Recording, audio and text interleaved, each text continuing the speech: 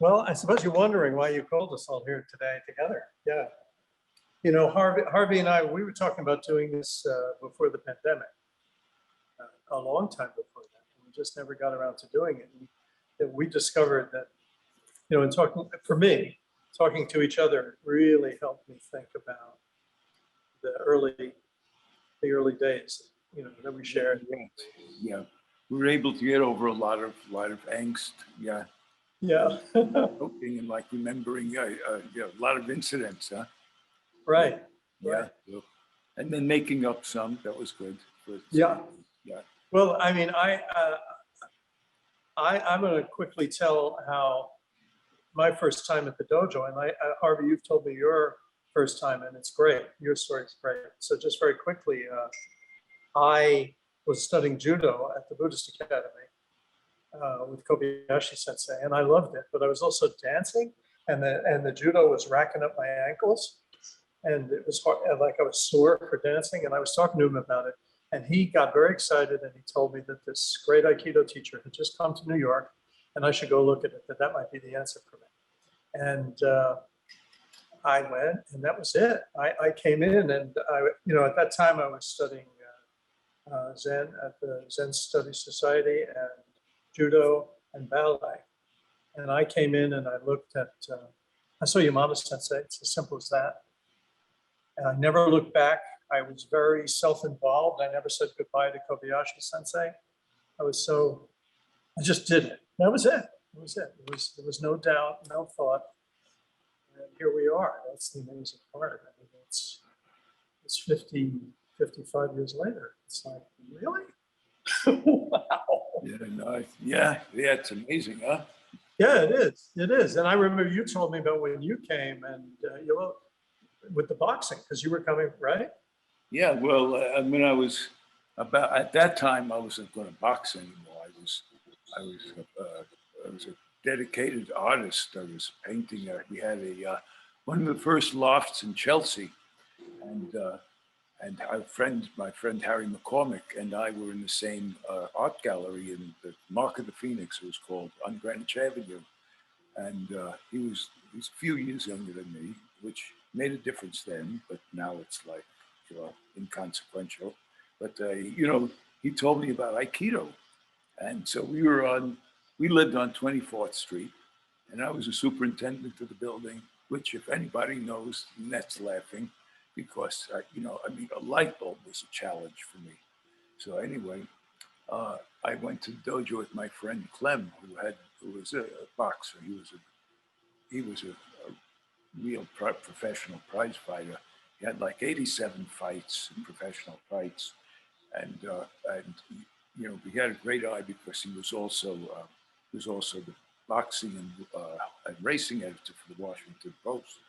So we went, and when we went up there, it was like Yamada Sensei and Koichi Tohei Sensei, and it was astounding because I didn't know what was happening except that the movement really fascinated me, because up until then, I would have friends over, we'd have boxing gloves and just play around a little bit.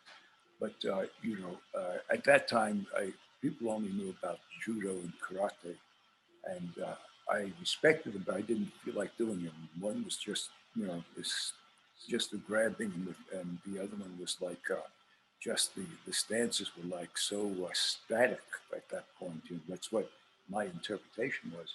And to me, it was funny because what I likened Aikido to was like the movements in boxing, were just very free. Right? And so anyway, my friend's looking, and he goes, and he says, and he had a great eye.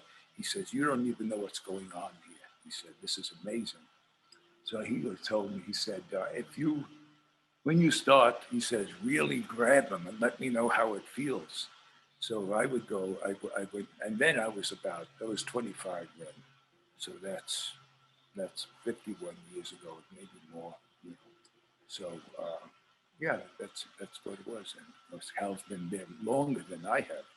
So anyway, I started, and I was very strong. I was like, I'm not strong now, but I was working in a warehouse before that, and loading crates. Anyhow, I would stand up and put my arm out, and Koichi Toei Sensei would like take a finger and go, drop me.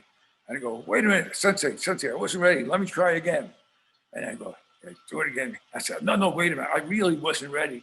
And then finally goes, are you ready now? It was like, but Hal can tell you just our experience with Koichi Tohei Sensei, Doshu Yamada Sensei, Chiba, or Sugano Sensei, all these guys. We went around with all of them, and that informed our training, and not just it was so much that was not visible, but it was very palpable.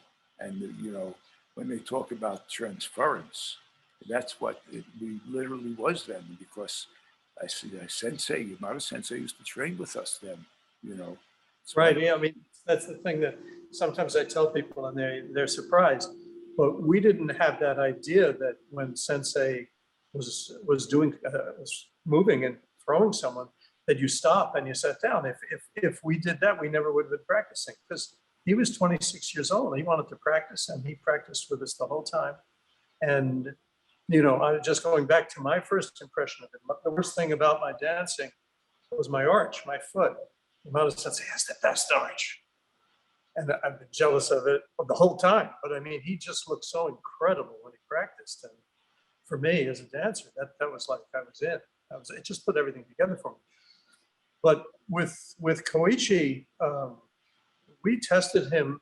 I mean, that was the way it was set up. We were supposed to go as hard as we could, and we were supposed to test him all the time, and we couldn't doubt the power of Aikido because we couldn't do it, but it always happened to us when we attacked. So we knew we had a standard built in for sure that if the technique isn't working, it's our fault. It's never Uke's fault. Yes, that's very true. I mean, sometimes I hear people talk about, oh, Uke didn't help me. Yeah. No, you're supposed to figure it out. But this is what we figured. You're supposed to figure it out yourself. That's not to say that Uke shouldn't give you a decent attack that's suitable for the technique being shown. But the other thing that Hal told me, and it was true, and that resonated, Sensei would practice, and he was like a boulder, but he never resisted. Right. Never resisted. He never stopped your technique. Never stopped the technique, but if I wasn't in a good place, he was very heavy. But he'd fall. He never stopped me, but it would get really heavy. So I had to find a way that it wasn't so heavy. And he would never really correct. I mean, I remember one time he seemed to be standing next to me the whole time and watching me the whole time. It was getting on my nerves. So I asked him, I said, okay, I'll ask my question. I said, should my foot be over here or should my foot be over here? And he said, yes. No, it was great. It was just fantastic times. And Koichi would play games. I mean, it wasn't a game, but he would. I remember, Harvey, listen, we talked about this. I still have trouble believing it. So I want to repeat what my experience was. One day, I don't know what mood he was in. He just stood in on me and he said, okay, hit me with Shihan. And this was Koichi, and my experience was that I got ready to hit it really hard because I was crazy and I always did that. And I just veered off and missed him. Like my hand would just go to the side of his head. I was trying to go straight down the middle, and he let me do it a few times. But I think you were there, Harvey. Yeah, I was there. I want to be called up, but I know you, and I know you would have clocked him. Yeah, you clocked the I number. was. Yeah, and I can't. To this day, it's like I sort of. So for me, I know what's possible, and some of it I can do, and the thing that's most exciting for me is that I know that there's stuff there's more. It's that I know there's more, and it accumulates. It's like that. Okay, now I can do that. Okay, now I see what he's doing. And it wasn't just Koichi, but I mean, the thing about Koichi was that when we were studying at that time, it wasn't about doing the technique properly. It was about what the technique represented in terms of the meaning of Aikido. Does that make sense to you, Harvey? Yes, absolutely. Yeah, because it's about a principle of Aikido, and it was each technique was a demonstration of that principle. Yeah, you never knew what he was going to do, He was very similar to Sugano Sensei, who would just he'd have you like who Sugano Sensei would have you like do weapons, and all of a sudden he'd turn the lights off, or he'd just yell attack, and you go, who, what? You know, it's like it was, you know. So I mean, there were things that were like we had to figure out, you know, but we felt this, and it was You very felt it. we That's it. felt it. And so, I mean, over the years, like just that, it kind of like, I wouldn't say an epiphany, but a very definite feeling, like when you go, when you taste something that has a certain flavor or whatever, and afterwards you go, every time you go, oh, that's not like it was. That's not, maybe, you know, and it's not, but the feeling that I had was, it wasn't like, oh, I was feeling it different because I was in different. No, it was like, boom, you had no choice. You had no choice. But it was a real transference. I mean, if you wanted to like consciously investigate it, and to me, that's why I was involved in one of the many things, reasons I was involved in Aikido all this time, because of that kind of like almost magical feeling, and yet it was very real and it was very grounded. You know, I still am very kind of abstracted in my thinking, and like Aikido was taking this feeling, this concept, and I had to make it real. What I loved is that it got tested. That I couldn't just be in my head thinking, "Isn't that wonderful?" It had to work. Yes, yes. That satisfaction of it working, it's like confirmation. Okay, that's a good idea then. But it was never about trying to beat somebody up for me. It was always about having a place to test whether the thing would really work. That's why I liked it as a martial art, because it would test the bigger concept. And the bigger concept for me was all the things that, you know, one of the things we talked about, and that's in the 60s, at that time, this was 1964. Yamada Sensei was, I think, 26, and I was 16. But that time in New York was amazing. Nobody knew what Aikido was, except the people in that room. Nobody had the slightest idea. They knew what judo was, they knew what karate was. And at that same time, it was the excitement. Yasutani Roshi was in town. Chen Minching, the Tai Chi school was in town. And Yamada Sensei it was an amazing time when we were, I mean, it was just like we were discovering this whole puzzle, right? I mean, this whole new thing. Like you had boxing. I didn't really care about fighting anyway, but it had to be real. That was the point.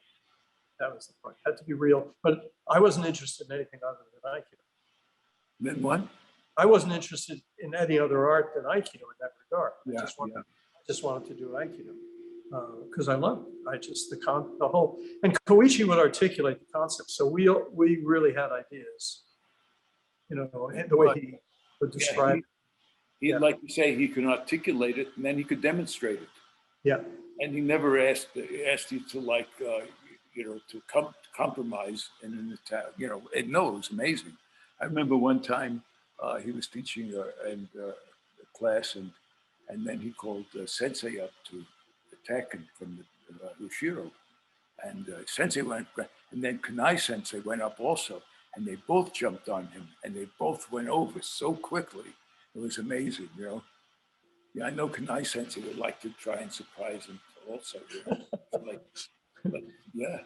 Yeah, and they were all, and another thing to realize is at that moment in time, O Sensei was still alive. You know, so everything was fresh and young. I mean, it was really young in terms of our teachers. And Koichi was young. He wasn't old.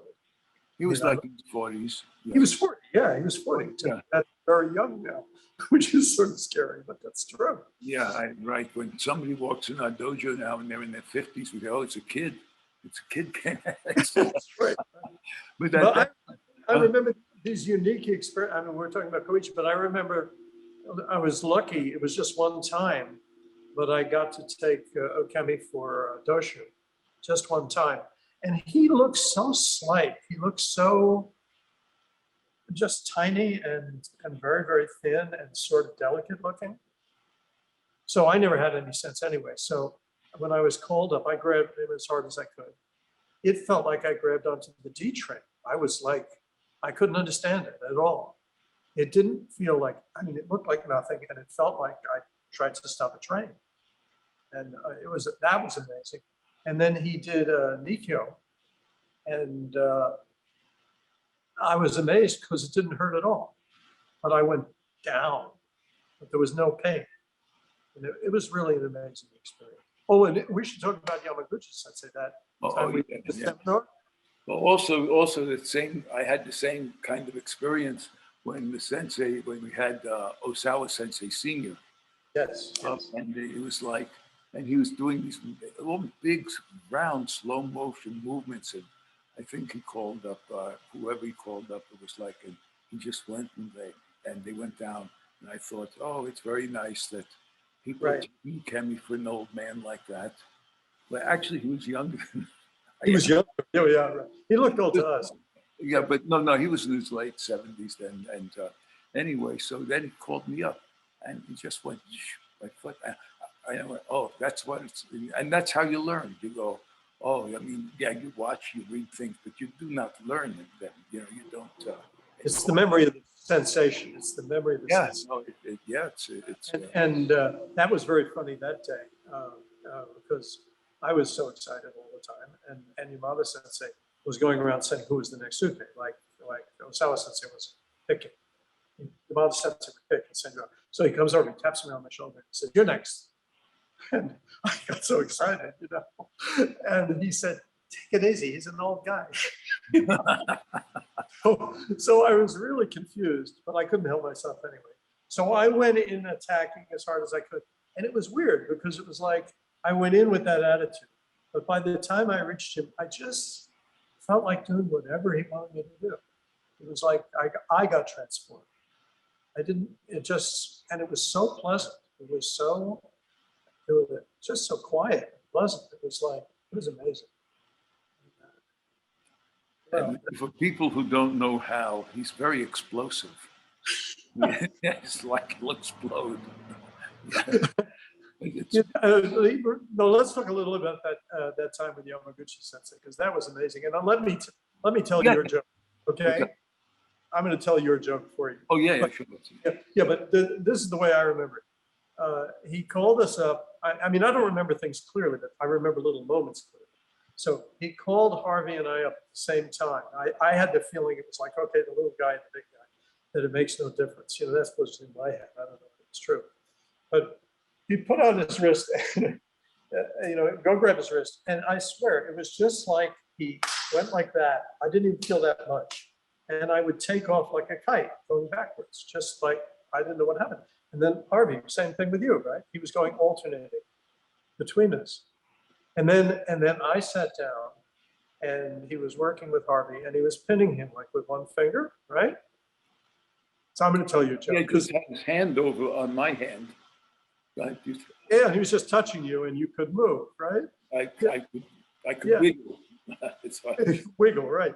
So then Harvey came back to sit with us in the group, and Harry McCormick turned to him and said, was he really pinning you like that? And Harvey said, no, he slipped me $20.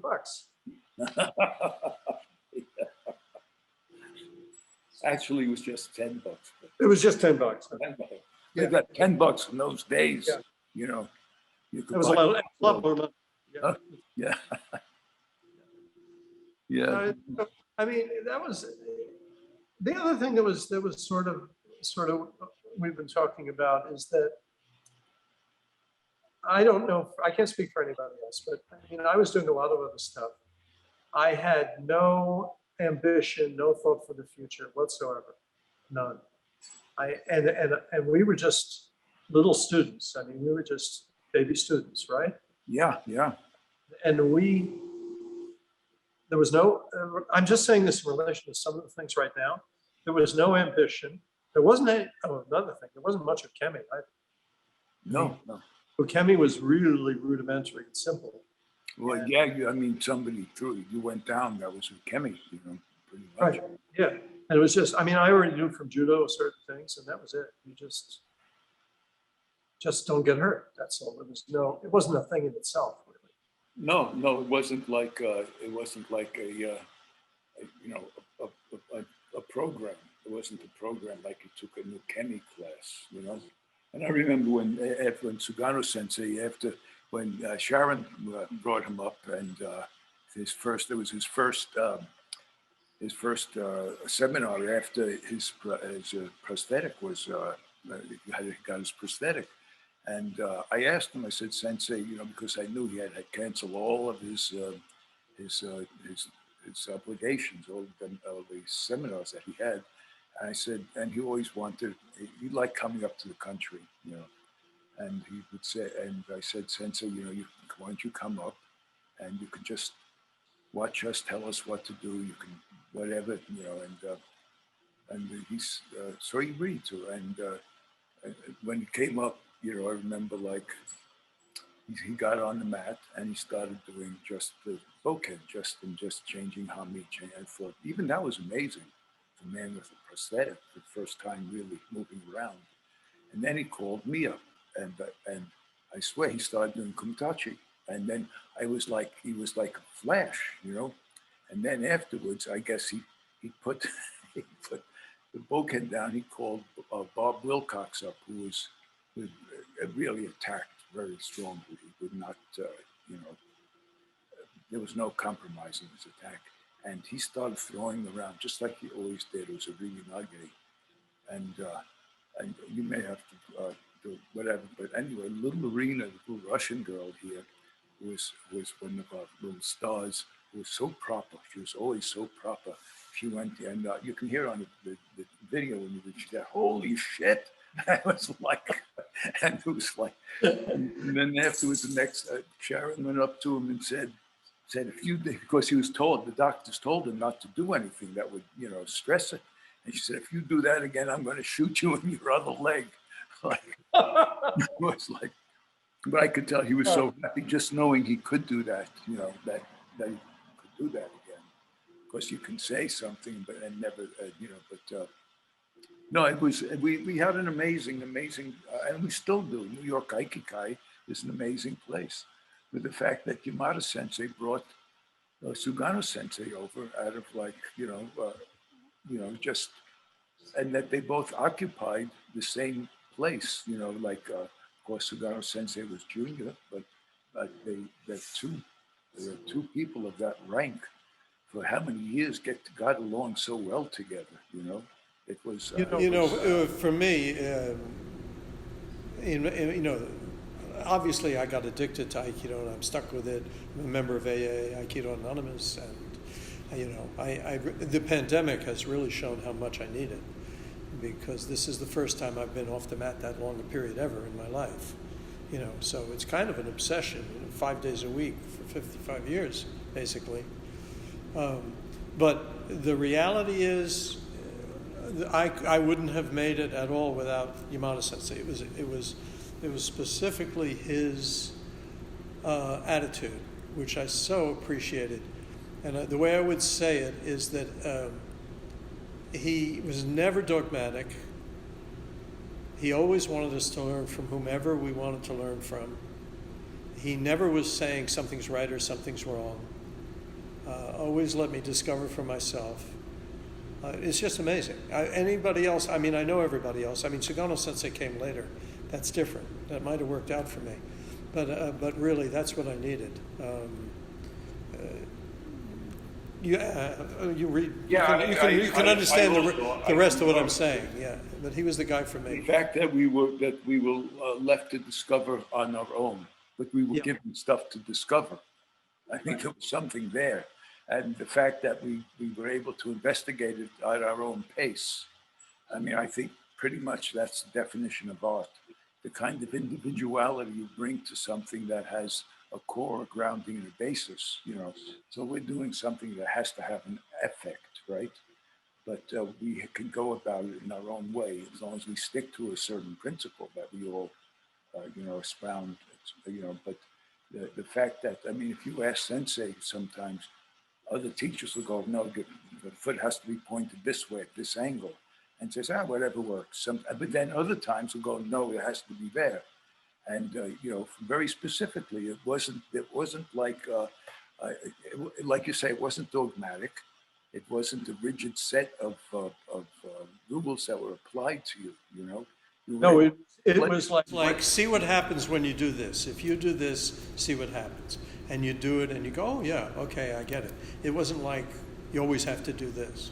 It was just experimental, really. It's like, and I remember much more recently, I was doing some technique, and every once in a while he would say something, very rarely, but sometimes say something to me. And one time he was watching me, maybe he was laughing at me, I don't know. But he just said, okay. He said, move your hand a quarter inch more to the left. I mean, literally, he said that. And he was right. I tried it. I went like, oh yeah, okay, I get it, you know. yeah. But it was, but always in the sense of freedom. Always with a sense of freedom.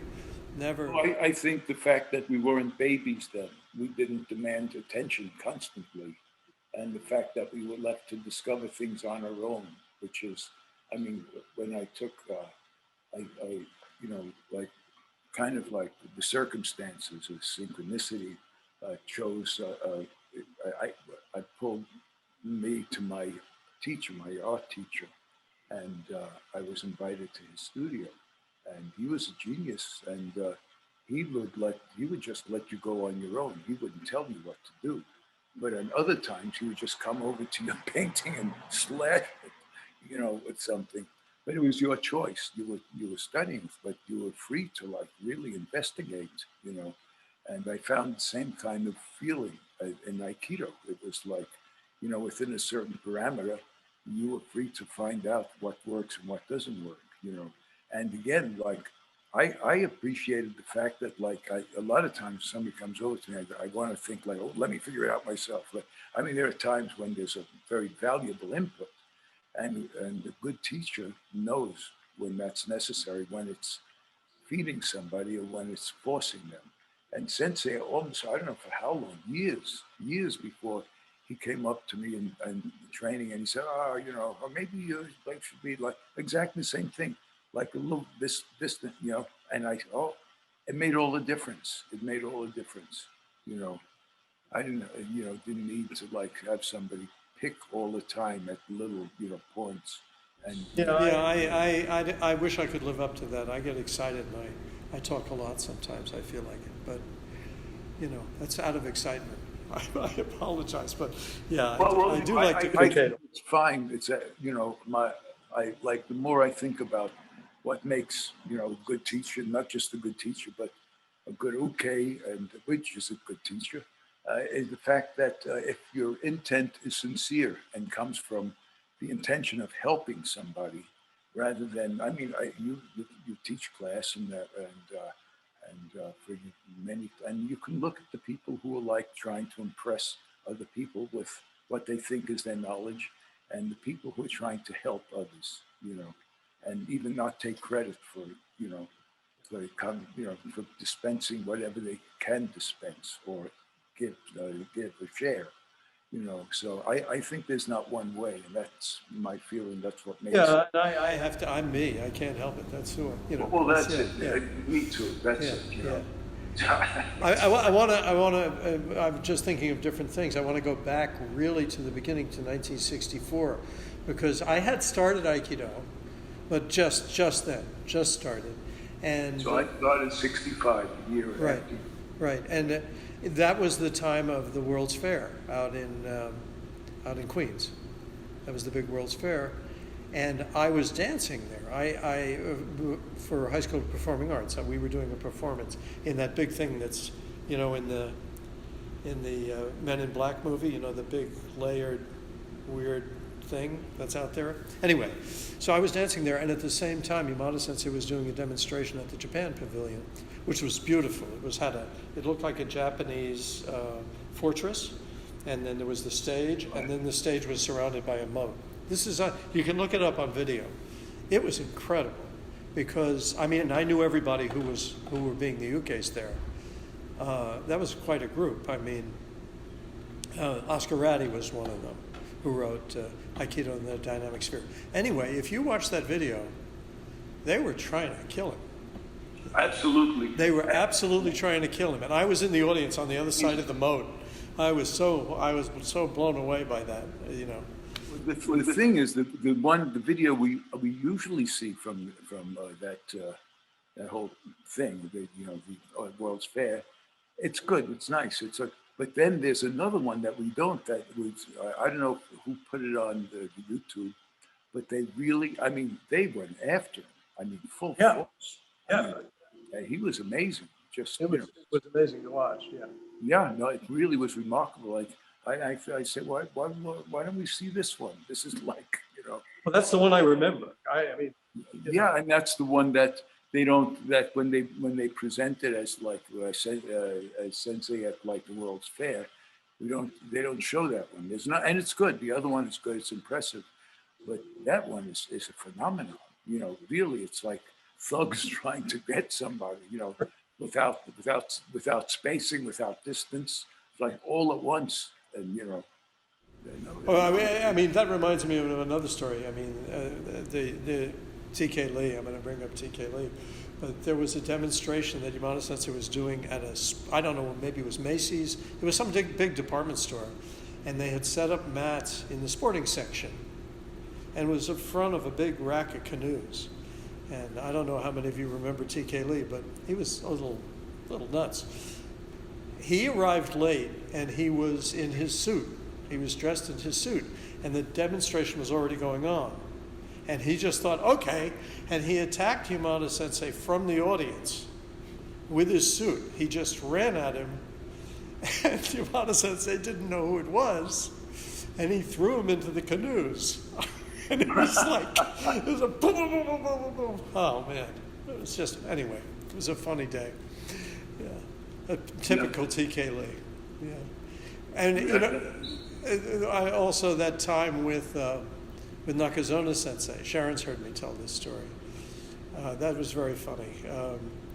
Nakazona Sensei was really far out in the way he described things, the way he did, and he was doing his sounds. And he was very, very impressive.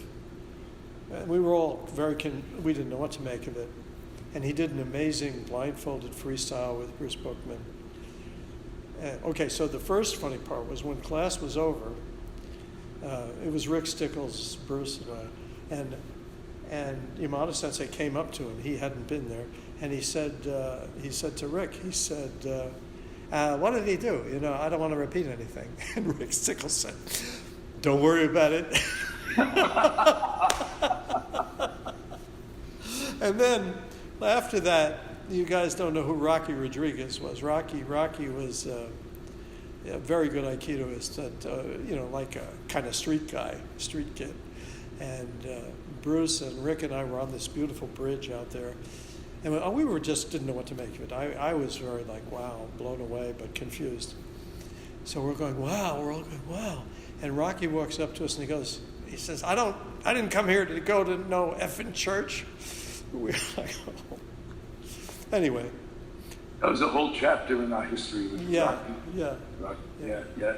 And also remember the very first summer camp with Koichi Tohei. I wasn't there then. Yeah. It was at some kind of a barn, and it was a food ranch, wasn't it? Yeah, that's right, and there were horses. It was really. I got something out of that seminar that lasted me forever. And it just shows the way Koichi was teaching. He was demonstrating Sankyo, and I sort of said, I thought I saw something. And then I did it, and he ran from the other side of the room over to me, and he said, that's it. And I was like, okay, all right, I got a clue here. I got something I can work with. And he was amazing at that time because, like, the horses reacted to him just the same way. When he was around, the horses were just like totally at his command. It was he had something really amazing. He was very charismatic, and I remember you had this feeling just to do whatever he wanted to do. Whatever he wanted, you'd go, okay. Yeah, it was like it was like a movie. It was like it was like the lights changed. Yeah. You definitely could feel this thing. Yeah, it was amazing the power. Like when somebody was charismatic like that, and like Sensei, like Sagano and Chiba, they teach. It's all a different feeling. but you come in the room and you just experience. It's visceral. And I remember like when Yamada Sensei and Sugaro Sensei, the teacher, had come in the dojo, even before I got to the actual mat in the dojo. If it was Sugano Sensei, it was like a sound, it was like a vibration.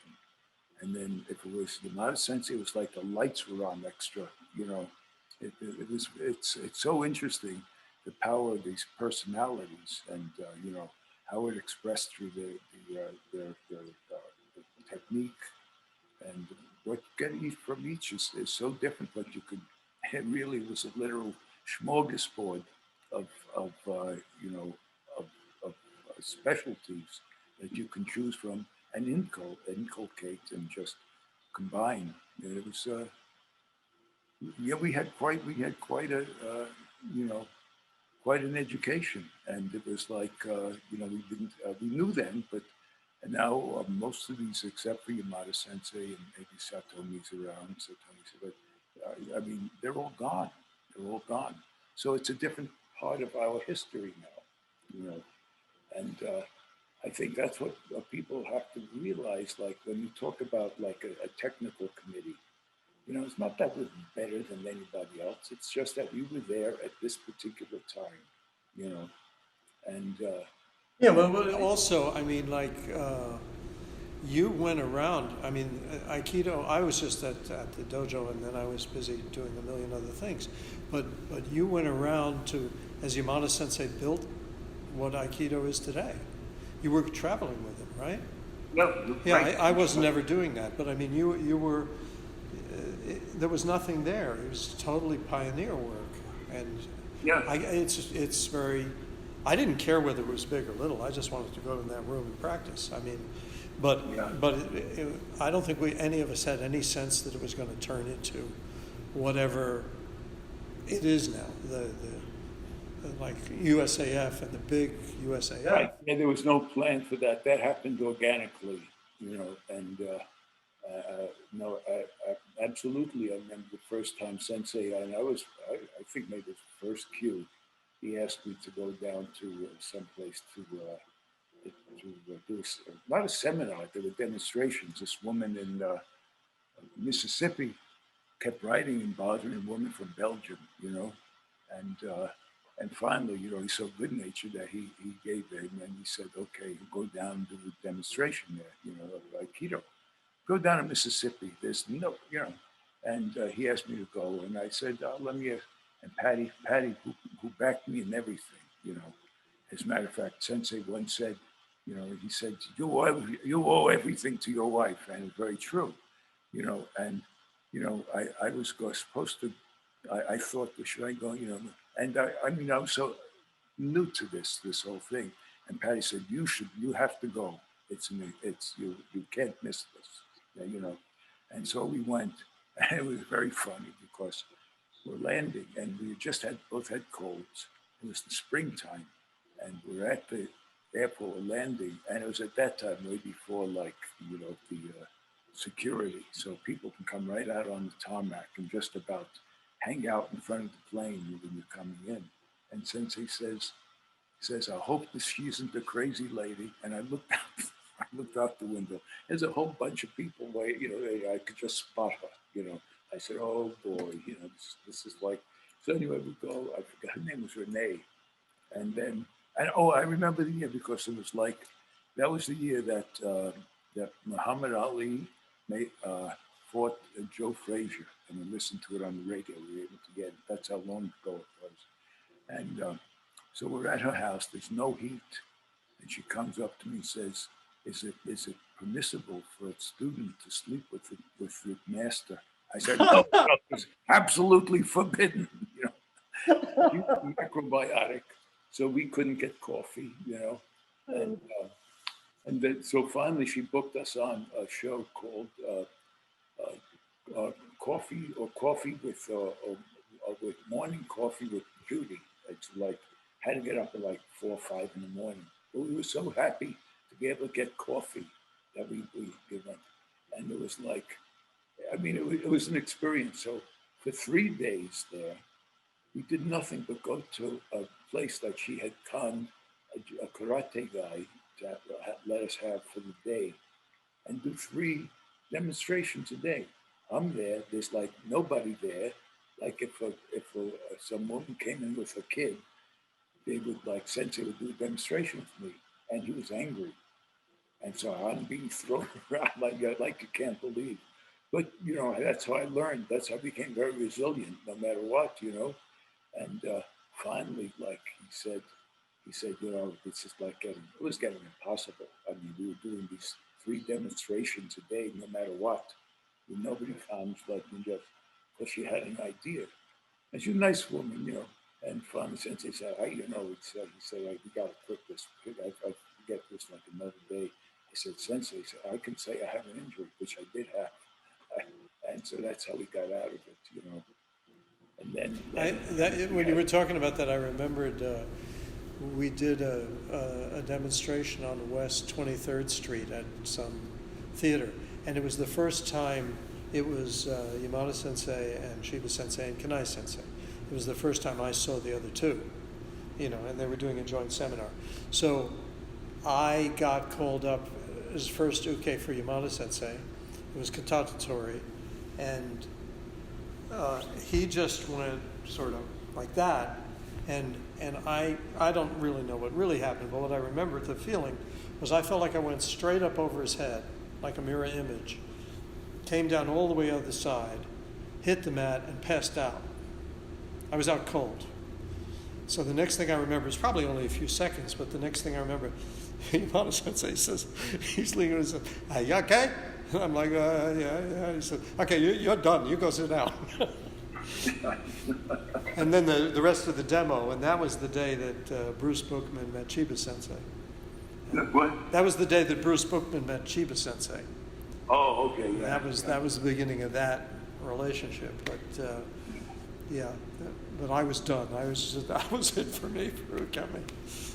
Yeah, that was wild. It was an amazing demonstration. It really was all around. Yeah, no, I mean, there were so many demonstrations then.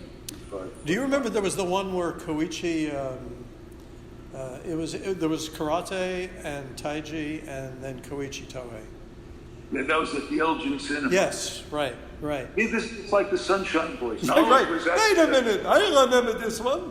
Yeah. So that's when I saw that Koichi had taught us the Joe form, the first of the 3. That was all that we knew. But he started off his demo. He did the 3rd form, which now I know, and it was so fast. It was just like a blur. I couldn't understand how that was possible.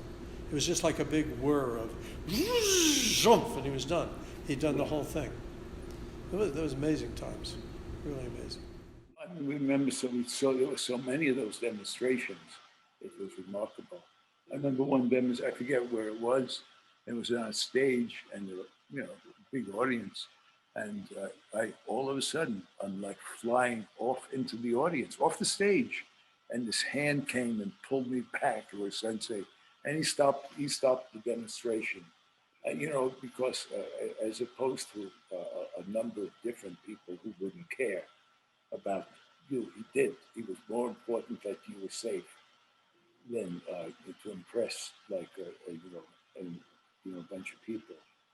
I was always impressed by a lot of that kind of behavior, you know. So, yeah, no, it was.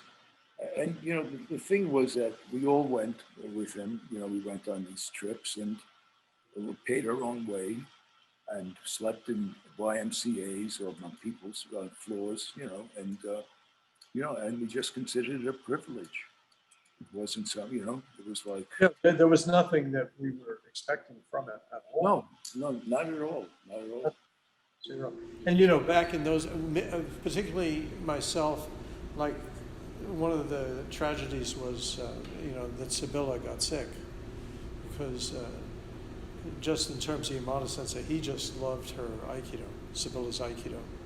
What's that? He loved Sibylla's Aikido. I mean, I don't know if there's any videos. I don't know if there. I've never seen a video of her actually, but she and I we came up together and we practiced together a lot, and she was just so elegant and perfect. And Yamada Sensei was promoting her and Jane? Jane Ozeki was a little later. I'm later. blanking. Chris Varjan was there. Chris was incredible. And of course, Iron Mike was always there. And Joe Nemeth came in with Lou Kleinsmith. You know, but another thing, if there were, in the very beginning, if there were 20 people on the mat, that was a big class. We were first at 19th Street. We weren't on 18th Street. It was really dinky.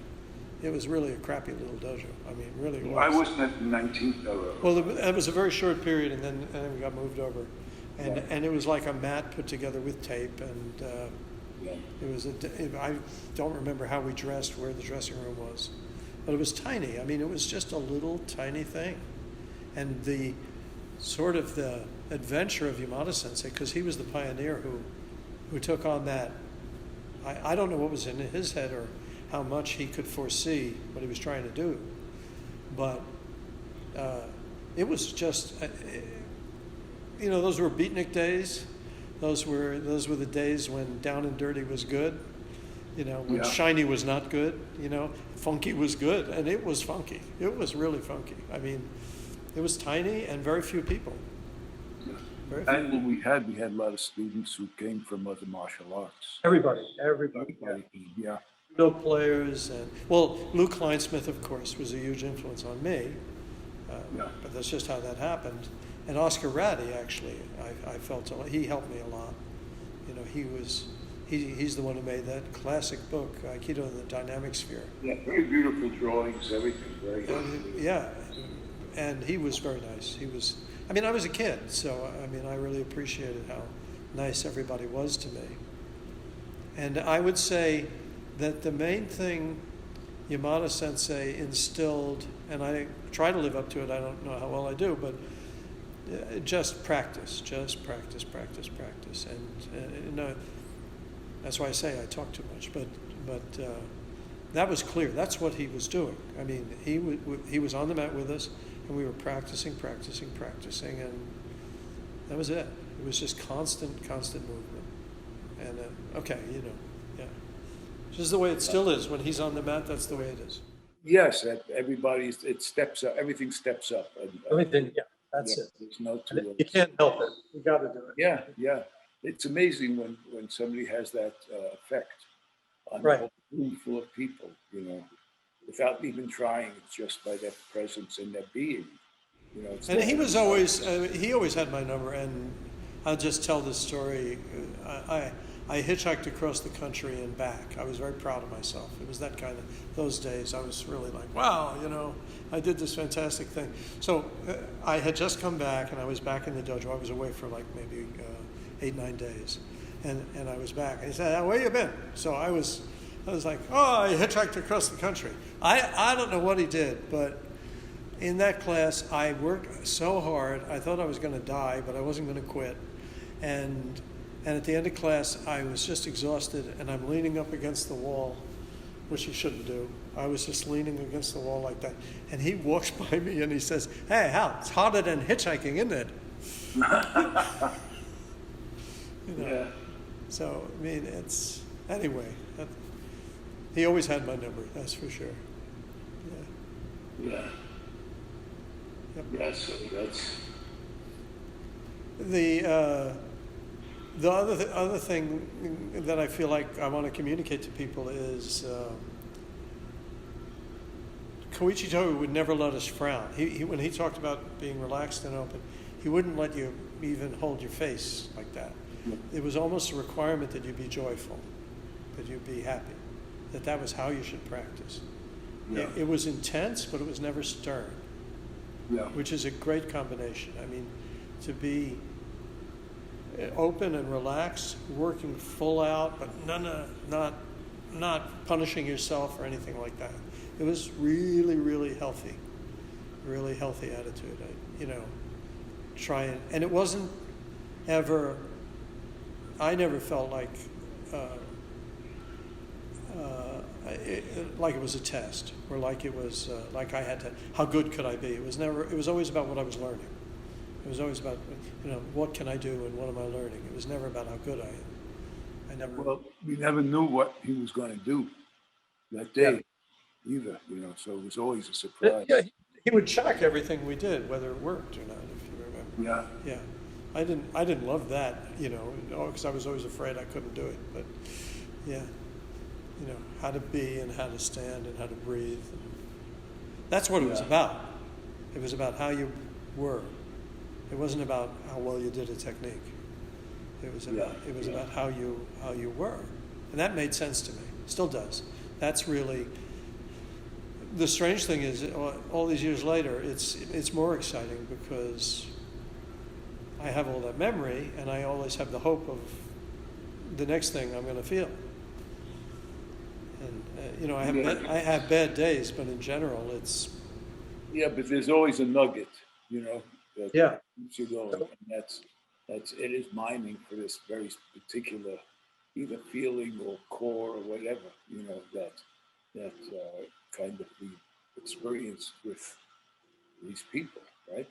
And that's what keeps me, it keeps me going. It's what keeps me interested, fascinated, not just interested. Yeah. That's, Like it's, to be renewed every day. A lot of times I'll be at home and go, oh, I don't know if I want to come and teach. Just come in the dojo and it's just, it's just energizing. And, and just to discover, my feeling is like with my students, they're all very high ranked now. So, I can share things with them and I can learn from them also, and I'll never forget Sensei saying that he learns from his students, and so it's like it's a very generous thing, yeah. That's the point. And Yamada Sensei has not. I've seen him change. I remember he had just been to France, and with Tamara Sensei, who he loved very much, and he changed some things in his technique. I remember there's some new things that he came back and he was developing, and that was very impressive to me. And I was like, oh, okay, it's not fixed. It's not done. It's never done. It's right. always, and just like you're never done. yeah, it's never done. But getting on the mat never fails. Same thing. Sometimes I can't believe it. I'm all messed up from my day at work, and I come to the dojo and I'm like, I can't do this today, but I know I have to. And as soon as I get on the mat, it's amazing. It always works. It doesn't ever fail. We had a visitor just last class, yesterday. Seems like forever ago. Anyway, she was coming from New Orleans, and she wasn't really intending to practice, and then she saw the mat. She was saying, I don't know, I didn't bring a gi. We lent her a gi. She was so glad she did by the end. She was just so much happier just having practiced. It's the same thing. It always Yeah, and this to be able to share this with other people. And my experience now, since we, one of my objectives and for many years was how to be able to present Aikido so that people who are challenged, whether it's age, which I'm experiencing now, and have to curtail the way I do things, and people even just starting, who are challenged and with my senior students, Annette and David and Ralph, have been able to teach people who have never done Aikido before.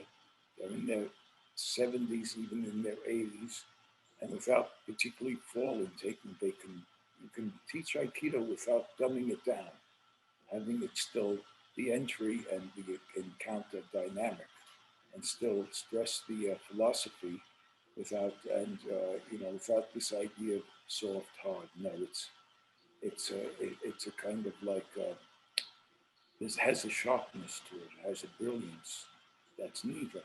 And the fact that now a lot of these people are able to just take the back fall, which is just sitting down and getting up, which is maybe the healthiest thing an elderly person could do, you know. And so to us, it's very exciting. You know, it brings a different energy and feeling into The spirit of the thing in the beginning was very clear, and I hope we can maintain it, was that the whole idea was that to improve people's lives. It wasn't to be good at Aikido. It was to make your life better. That was the initial way that it was thought about, and certainly the way Koichi talked about it. And one day I came in, and I haven't figured this out. I can't run the tape again. I just can see it in my head. I came early, and no one was in the dojo, and except Koichi and this guy who was there, and he was blind, and he had his hands on Koichi's shoulders, and they were just very slowly walking around the mat in a big circle. And the guy was feeling the movement, was feeling Koichi's movement, and he was helping him. I don't know what, that's all I know.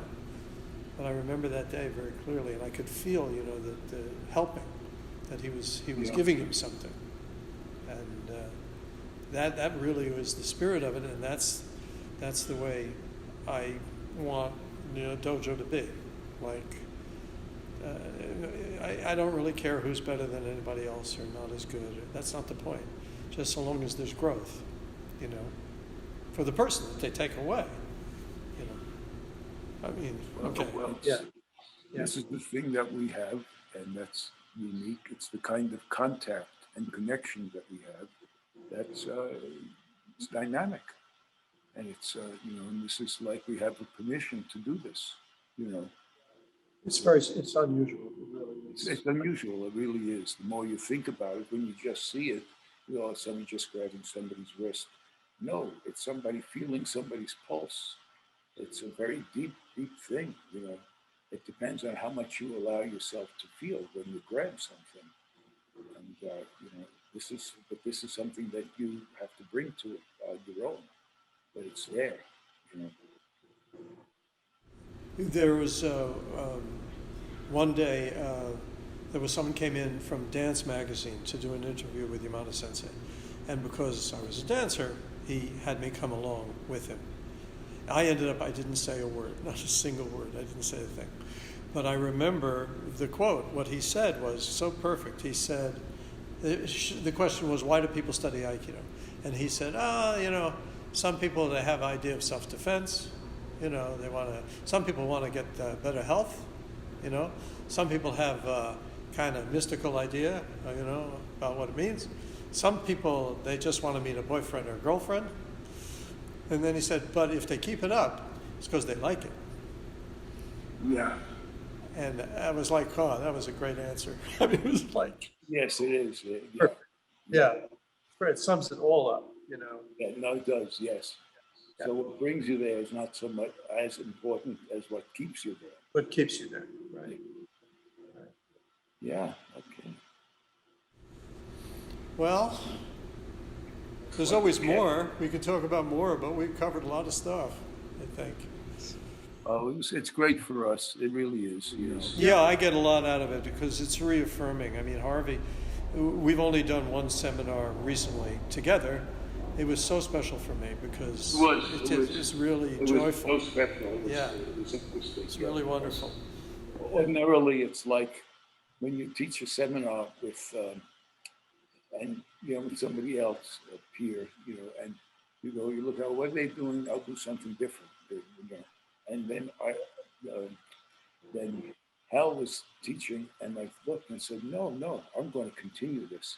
And we just continue. It's like a dialogue. Like riffing back and forth. It was really, it was great. And then we sat outside in the back and we told jokes we were so tired. I was laughing so much. Yes, it was. We were sitting out in the back telling jokes, Yeah. So let's do that again sometime. That's a good idea. Yes, we will. We were kind of planning to before the pandemic. Yeah, that's right. That's right. We're going to go down. And I forget who was going to go with us. Well, we survived so far with COVID. And by the way, I got to thank you again because I was reluctant to do that, the Zoom classes. And it was because you pushed me and said do it, and I got so much out of that. I really got a lot out of it. Zoom classes is a net. Yeah, I got so much out of it, but you'd already started doing it, so. I started because, I mean, I was going to do it, but I wasn't enthusiastic about it. But then when I saw what a net was doing and how it was attracting people who were starving for something, and not only it wasn't like second rate, it was like something else, you know. Yeah. It had its own unique quality. Well, I had no choice but to just do stuff with the Joe, and I got so much out of that. Yeah. No. So, yeah, so we thank Annette. Okay. Thanks, Annette. Yeah. All right. Harvey, we're good, right? Well, hello there. It's been a good. What a time we had. Oh, my goodness. A good 2,000 years. Because, you know, just between us, the jokes I was going to tell, I think would have such repercussions that, you know, it wouldn't be funny. It's too scary. It's too scary. Yes, I mean, you know, and, you know, it would be like, what's funny isn't always politically correct, you know, and even when we try and make it, it's like, we know what you meant. We'll talk again soon, Harvey, okay? Yes, that was great. Thank you, guys. Yeah, thank you very much.